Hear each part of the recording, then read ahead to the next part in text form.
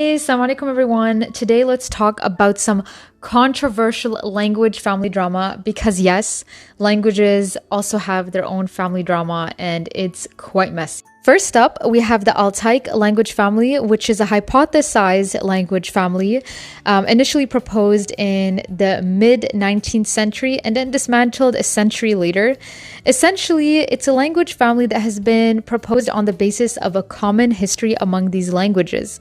However, a lot of comparative linguists believe that these languages are converging rather than diverging, meaning that it's unlikely they have a common ancestry. But I still wanted to explore some fun facts I found about these languages, specifically the commonalities between Turkish language and the Korean language. Let's get started. They are both agglutinative languages, which essentially means you just keep adding morphs to a word until it becomes a single entity. If your mother tongue is not an agglutinative language, this is extremely difficult to wrap your head around. But essentially, Turkish and Korean both agglutinate in the same way, if that makes any sense. For example, in Turkish, to say with my friends, you say arkadaşlarımla, which means or translates to friends, my, with. Another similarity between both languages is that there's a significant distinction between formal and informal speech.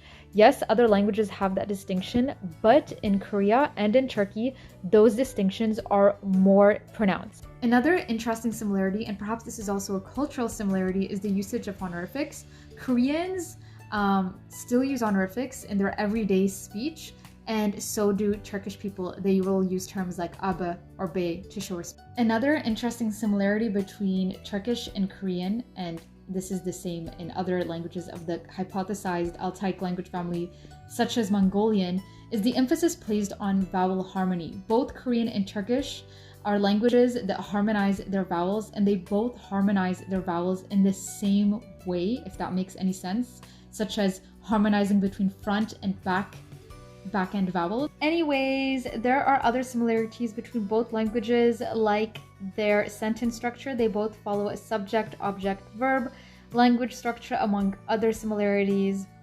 I don't know. For me, it's just really interesting. I know that Turkish is part of the Turkic language family and Korean is part of the Koreanic language family, but I don't know. I really do believe in the Altaic language family. I'm telling you that much.